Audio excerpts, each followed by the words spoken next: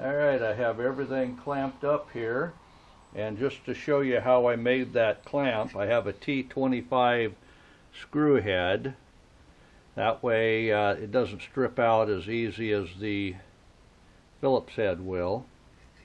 And then on the inside, the angle, this is a flat piece that sets against the outside edge, right in here.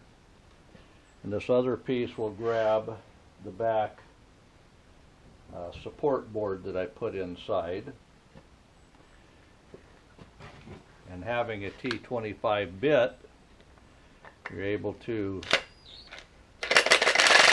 open it up more, set it in place, and with that groove I've got cut, tightens everything up nicely. So I'm liking it. It's all working out. Did I forget to mention cheap?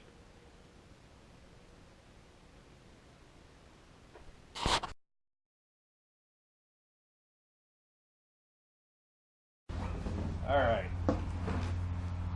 Can you see that?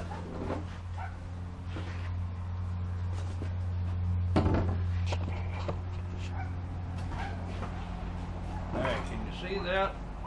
That's going to be the door.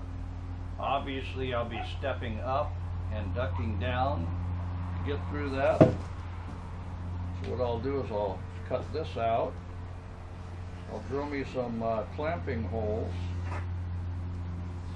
so I'll be able to clamp to the outside. I'll add a stick all the way around.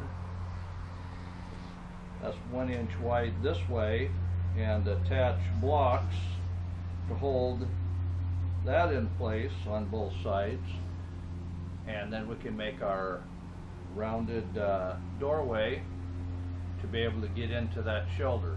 I think it'll be pretty watertight as well. We'll see. Well, we're wrapped in pretty good. I guess. This is where the stove jack is going to be going through. I'll get rid of this out of here. I'll probably just cut it up for firewood. It's good and dry. Well, let's see if we can get out of here.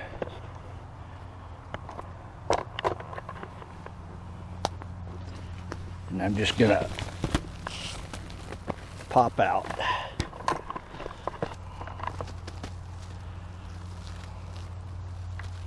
Just like that. Obviously I've got a door to make there, something that'll swing open and easy to get in and out of. But one thing about this roll of plastic, get the big one if you're using ugly wood like I had.